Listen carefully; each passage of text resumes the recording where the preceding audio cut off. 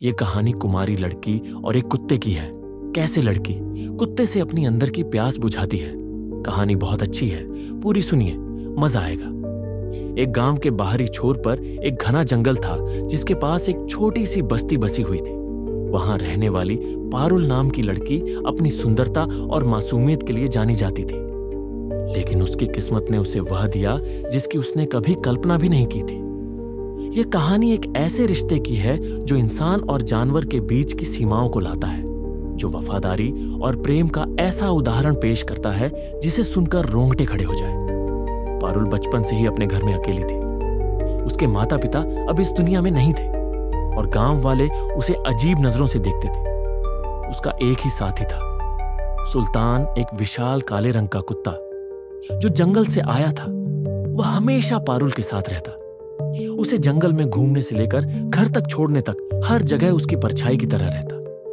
धीरे धीरे पारुल और सुल्तान के बीच एक अनकहा रिश्ता बनने लगा। वह उससे बातें करती, अपनी परेशानियां साझा करती और उसकी आंखों में एक अनकही समझदारी देखती। सुल्तान उसकी सुरक्षा करता और किसी को भी उसके पास फटकने नहीं देता। एक रात जब पारुल गांव के मेले से लौट रही थी तो अचानक कुछ बदमाशों ने उसे घेर लिया। वे उसके साथ गलत हरकत करने वाले थे कि तभी जंगल की झाड़ियों से तान गुस्से में घुटता हुआ निकला और उन बदमाशों पर टूट पड़ा। उसने उन्हें ऐसा दौड़ाया कि वे अपनी जान बचाकर भाग खड़े हुए। पारुल डर और भावुकता से भर गई। उसने सुल्तान को गले लगा लिया और रो पड़ी। उस रात पारुल ने सुल्तान के साथ ही जंगल में एक गुफा में रात बिताई। लेकिन इसी रात कुछ ऐसा हुआ जिसे कोई समझ नहीं सकता था। कुछ महीनों बाद पारुल को एहसास हुआ कि उसके शरीर में अजीब बदलाव आ रहे। गांव की महिलाओं ने जब उसकी हालत देखी तो वे दंग रह गई। उसने किसी भी पुरुष से संबंध नहीं बनाए थे, फिर भी वह गर्भवती थी। गांव में हड़कंप मच गया। लोग उसे डायन कहने लगे। किसी ने कहा कि यह किसी श्राप का नतीजा है, तो किसी ने इसे जंगल की आत्माओं का खेल बताया। लेकिन पारुल अंदर से जानती थी कि यह किसी श्राप से ज्यादा एक अजीब कनेक्शन का परिणाम था। उसने विचार किया कि अब वह गांव में नहीं रहेगी और वह अगले दिन सुबह को जंगल की ओर चली गई। अब पारुल गांव छोड़कर जंगल में रहने लगी। जब उसकी प्रसव पीड़ा शुरू हुई तो सुल्तान उसके पास बैठा रहा, जैसे सब समझ रहा हो। और फिर जब बच्चा पैदा हुआ तो सभी हैरान रह गए। वह एक सामान्य इंसान का बच्चा था, लेकिन उसकी आंखें बिल्कुल सुल्तान जैसी गहरी, चमकदार और भेद थी। कुछ समय बाद सुल्तान अचानक कराने लगा और धीरे धीरे उसकी आकृति बदलने लगी।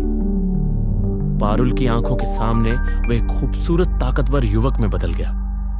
वह कोई साधारण कुत्ता नहीं था, बल्कि एक श्रापित योद्धा था जिसे किसी जादूगरनी ने सैकड़ों साल पहले कुत्ते का रूप दे दिया था।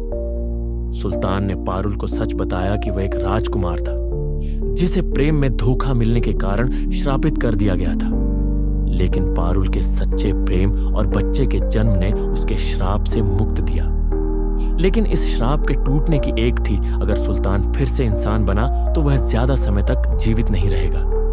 यह जानकर पारुल की आंखों से आंसू बहने लगे और कुछ ही क्षणों में सुल्तान ने पारुल की गोद में अंतिम सांस ली। वह चला गया, लेकिन अपने पीछे एक निशानी छोड़ गया। उनके प्रेम का प्रतीक उनका बेटा। इधर गांव वालों को जब सच्चाई का पता चला तो उन्होंने पारुल से माफी मांगी, लेकिन पारुल ने किसी से कुछ नहीं कहा। वह अपने बच्चे को लेकर जंगल में चली गई और वहीं रहने लगी। कहा जाता है कि पारुल के बेटे में भी सुल्तान जैसी अद्भुत ताकतें। वह जानवरों से बातें कर सकता था और जंगल का सच्चा रक्षक बना। इस कहानी ने साबित कर दिया कि प्रेम की कोई सीमा नहीं होती। वह हर रूप में आ सकता है, चाहे वह इंसान के रूप में हो या किसी जानवर के रूप में।